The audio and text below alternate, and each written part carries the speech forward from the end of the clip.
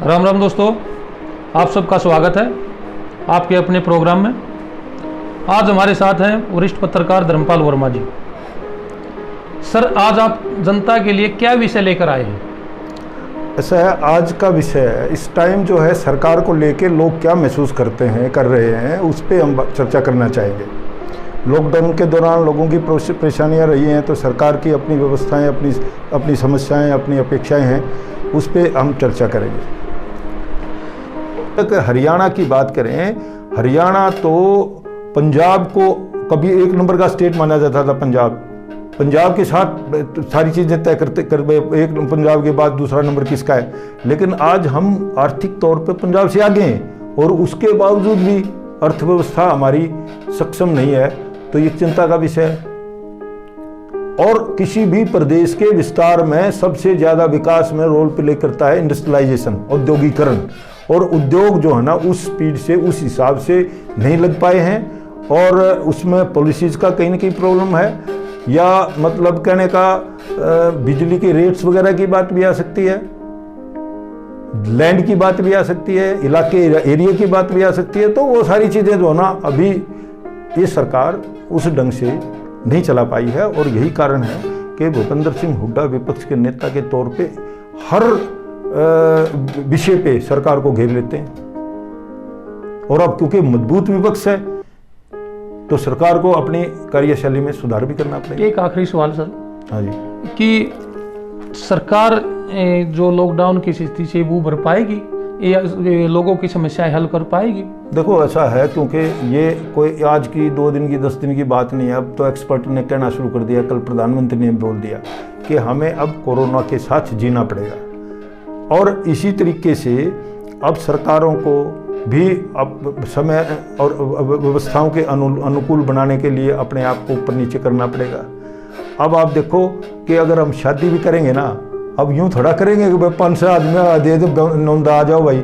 अब तो यूं देखना पड़ेगा, जिन बिना काम नहीं चलता ना, वो थोड़े से ले आओ और अपना कर करा गए एक आने।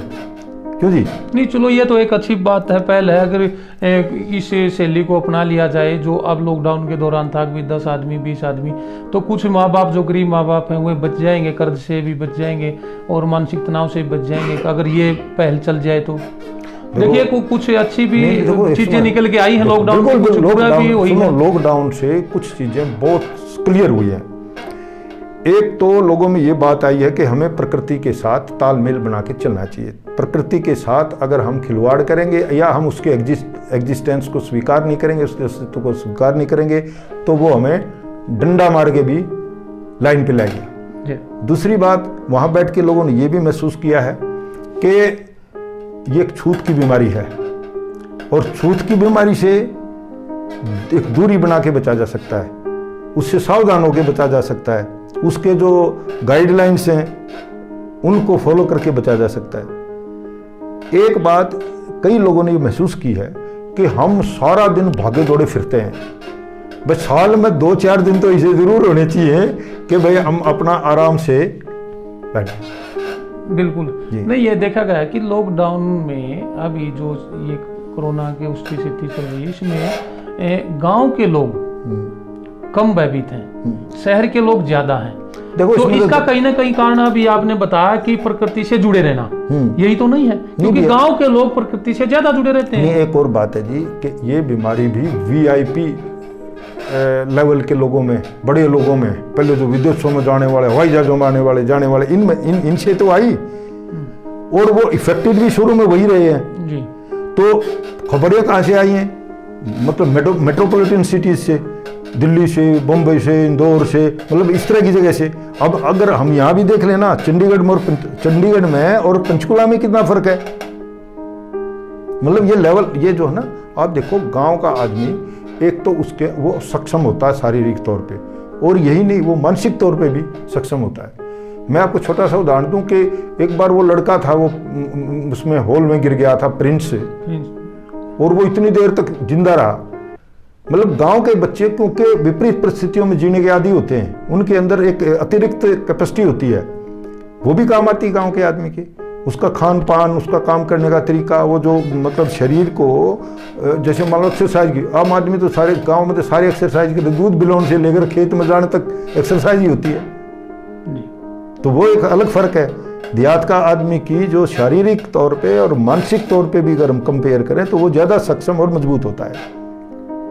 और यही कारण है कि गांव के आदमी को किसी को इस तरह के संक्रमण में आया भी तो वो जल्दी ठीक ठाक हो गए, वापस घर आ गए।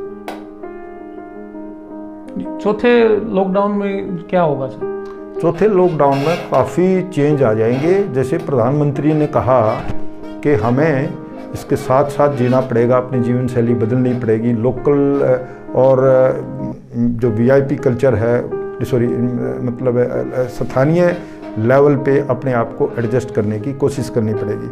अब मुझे ये लगता है कि अब जैसे ये कुछ कंडीशंस पे जैसे आवागमन भी शुरू कर सकते हैं, भाई आप अपनी गाड़ी में जा सकते हैं, इतने आदमी जा सकते हैं, या भाई यहाँ से यहाँ तक जा सकते हैं, अपनी जिम्मेदारी पे जा सकते हैं, मतलब कुछ न कुछ उसमें रियायत देंगे। अभी प्रधानमंत्री जी ने बोला है कि लोकल पे ध्यान दीजिए, लोकल प्रोडक्ट पे ध्यान दीजिए, क्योंकि पीछे बोला था कि जो खादी है, खादी को अपनाइए, तो उसमें खादी में बहुत ही ज्यादा प्रोग्रेस हुई, खादी को लोग अपनाने लगे, खादी की उन्होंने कहा एक ब्रांड बना दिया आप लोगों ने इसको। तो खादी एक ब्रांड बन चुका है इंटरनेशनल मार्केट में। तो क्या ये जो लोकल का बात कही है, इसका कितना इफेक्ट पड़ेगा लोगों? देखो, इसके पीछे भी एक बहुत बड़ी एक दूरदर्शिता है प्रधानमंत्री की, मेरे को ये लगता है। मुझे ये लगता है कि हमारे अब अमेरिका के कारण चाइना से संबंध और ज़्यादा खराब होंगे, और हमारी मार्केट पे जो चाइना ने कब्जा कर रखा है किस्म का, उसका जो मतलब उसका रिप्रेजेंटेशन बहुत है। अब हर चीज़ में चाइनीज माल है। अब मान लो रिलेशन खराब होते हैं तो हम किसी दूसरे पर निर्भर होने की बजाय हम ऐसी आदत डालें कि जो चीज़ें हमें बाहर से हम ले रहे हैं वो हम खुद तैयार कर लें या उसी से काम चला लें, वो जैसा भी हम बना पाते हैं। मतलब आत्मनिर्भरता का मतलब यही है, भाई हमें किसी दूसरे आदमी पे निर्भर ना होना रहना पड़े।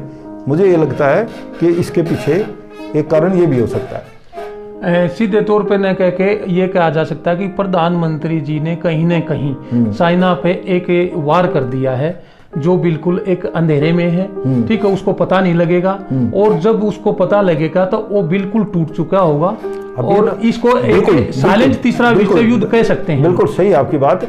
लेकिन अभी देखो 4 दिन पहले हरियाणा सरकार ने, मुख्यमंत्री ने आह्वान किया उन लोगों का, विदेशियों का, जिन्होंने अपने यूनिट्स, अपने कंपनी स्थापित कर रखी हैं चाइना में, कि भाई वो वहां से छोड़ना चाहते हो ना तो हम तैयार हैं।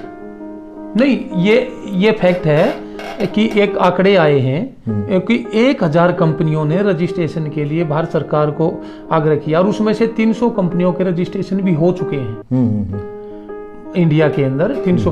तो कहीं ना कहीं ये आर्थिक तौर पे चाइना को तोड़ने का जो काम किया है पूरे विश्व में भारत ने ही किया है, किसी और देश के ये काबू में नहीं आया, सिर्फ ये भारत के ही काबू में आया चाइना। देखो, तो इसमें आगे चल के भविष्य में देखा जाए तो क्या होगा? देखो, मैं वही बात कर रहा हूँ कि इंडिया एक मार्केट है, उसकी 130 कब तो 140 करोड़ के आसपास हो गए होंगे, इतनी बड़ी पॉपुलेशन। अगर हम पूरी दुनिया के छोटे छोटे देशों को इकट्ठा करें ना, हो सकता है 100 के आसपास ऐसे देश हों जिनकी आबादी इंडिया के बराबर भी नहीं पहुंच पाएगी जी। अब जहां मार्केट होगी उस पे सबकी नजर होगी। देखा जाए तो हमारे जो पुराने संबंध हैं वो रशिया के साथ थे।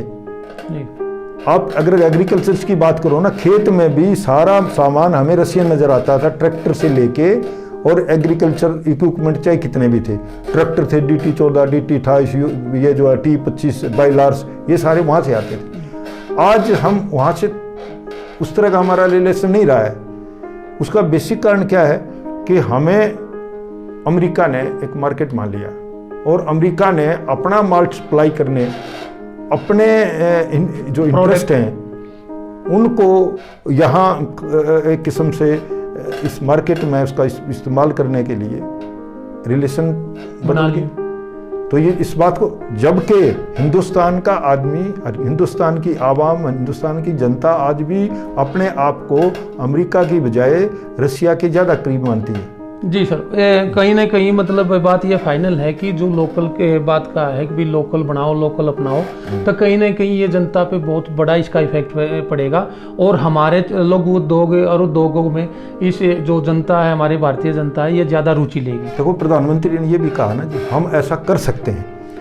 अब कभी हम गेहूं बाहर से मंगाते थे, आत्मनिर्भरता की जरूरत महसूस की गई और फिर हमने उसको करके दिखाया, हमने सरप्लस अनाज भी पैदा करके दिखाया। तो इसी तरीके के अब अगर संसाधनों की बात करें, हिंदुस्तान जैसे विचित्र देश दुनिया में बहुत कम है, जहां एक ही टाइम पे आपको गर्मी का मौसम भी देखने को मिलेगा, सर्दी का मौसम भी देखने को मिलेगा। आपको वहां अगर भौगोलिक मतलब परिस्थितियों को भी देखें तो ऐसी पूरी दुनिया में बहुत देश ऐसे हैं जहाँ मतलब गर्मी देखने को नहीं मिलती। हमारे यहाँ सारी चीज़ें हैं, गर्मी भी है, सर्दी भी है, और जो नेचुरल रिसोर्सेज हैं वो भी हमारे पास पर्याप्त हैं। जो 20 लाख करोड़ रुपए का पैकेज दिया है आर्थिक, इसके बारे में क्या कहेंगे? देखो जी, अब इस जो पैकेजेज आते हैं ना, वो पैकेजेज लोगों तक किस रूप में पहुंच पाते हैं, कितने पहुंच पाते हैं, उस पर सर्विलेंस कितना, उसके ऊपर सरकार की नज़र कितनी है, नीयत कैसी है। अब देखा जाए ना जी, आम आदमी को इन ये जो सिस्टम होता है इसको समझने का मौका ही नहीं मिलता, वो समझ ही नहीं पाता, उसकी बिल्कुल परिस्थितियाँ ऐसी हैं। वो अगर बैंक में लोन लेने भी जाता है तो उसको इस बात का एहसास हो जाता है कि मैं क्योंकि कमज़ोर तबके से ताल्लुक़ रखता हूँ, मेरी सुनवाई कम होगी, और जो सक्षम लोग हैं उनकी ज़्यादा होगी। सर, कहने का तात्पर्य आपका ये है कि जो राजीव गांधी जी ने कहा था कि भाई मैं 1 रुपया भेजता तो आम आदमी तक वो पहुँचते 25 पैसे हो जाता है। हाँ, वो तो उस चीज़ पर नज़र रखनी पड़ेगी। और 20 लाख करोड़ बहुत बड़ी रकम होती है, अगर लोगों तक सही तरीके से पहुँच जाती है तो मेरे हिसाब से भारत के आगे जो अर्थव्यवस्था है और भी आत्मनिर्भरता की जो बात प्रधानमंत्री जी ने कही है, कहीं ना कहीं बहुत ही इसका लाभ मिलेगा जनता को। 100% मिलेगा। लेकिन है ना, इसमें आप बात देख रहे हो, जो बीच में इसमें होते हैं ना मीडिएटर, बीच में जो होते हैं ना दलाल किस्म के लोग, बीच में जो लोग होते हैं ना, बीच में कमीशन बटोरने वाले इधर उधर से, वो लोग, उनको सबसे ज़्यादा फायदा उनको होता है। मतलब आप देखो, तो कहीं ना कहीं सरकार को सरकार को इसके ऊपर पूरी नज़र रखनी पड़ेगी और एक साफ सुथरी पॉलिसी बनानी पड़ेगी। और अगर कोई आदमी ऐसा करता पाया जाता है, उसको अच्छे तरीके से दंडित किया जाए, तब जाके दूसरे लोग ये महसूस करेंगे कि भाई यहाँ अगर हमने छेड़छाड़ करी, गलती की, तो फिर कोई खाना नहीं बचेगा। चलो, थैंक यू सर, आज के लिए इतना।